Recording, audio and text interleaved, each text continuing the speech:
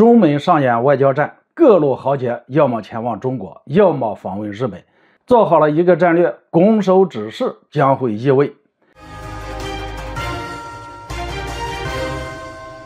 大家好，我是肖玉华。最近中美开始上演一场外交战，世界各地的豪杰纷纷开始动身，要么准备访问中国，要么前往日本。根据新闻报道，应我国高层的邀请，俄罗斯总理米舒斯京、刚果副总理兼外长鲁通杜拉、荷兰副首相兼外交大臣胡克斯特拉都将在本月中下旬访问中国。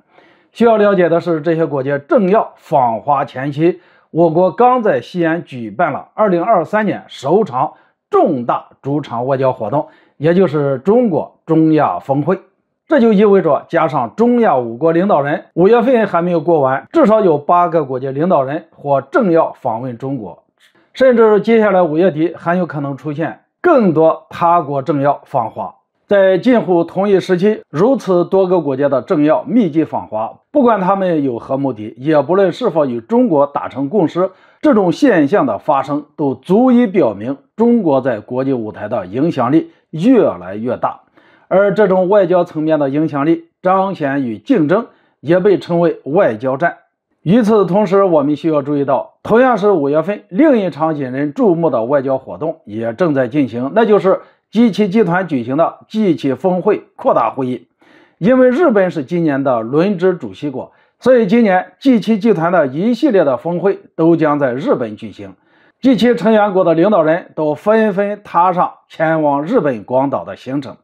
值得注意的是，这场原本属于G7集团的内部峰会，显然已经被演变成彰显外交影响力的外交战。因为越来越多的报道表明，一些亲近G7集团的国家领导人都已经启程或者已经抵达了日本。比如说，印度总理莫迪、澳大利亚总理阿尔巴尼斯、韩国总统尹锡悦、乌克兰总统泽连斯基、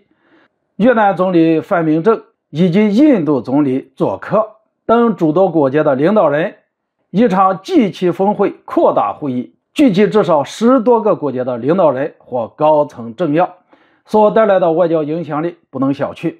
问题是，单凭日本政府根本不具备这种外交影响力，因此这些国家领导人愿意前往日本，绝大多数都是冲着美国的面子。那么再把话说回来，都是在5月份，也同一时期，中美两大阵营相互开启重大外交活动，其中看似毫无关联，但大家都已经觉察出来，亚太地区已经升起了火药味儿。而随着中美博弈越来越白热化，未来阵营对抗的趋势几乎已经清晰可见。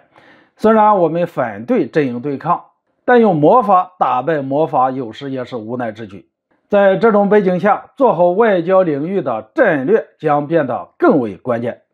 因为大家都是在打明牌，中国能够多争取到一份力量，美国那边就少一份，此消彼长，中美之间的拱手之势才能彻底的易位。好了，今天就说到这里，咱们下次见。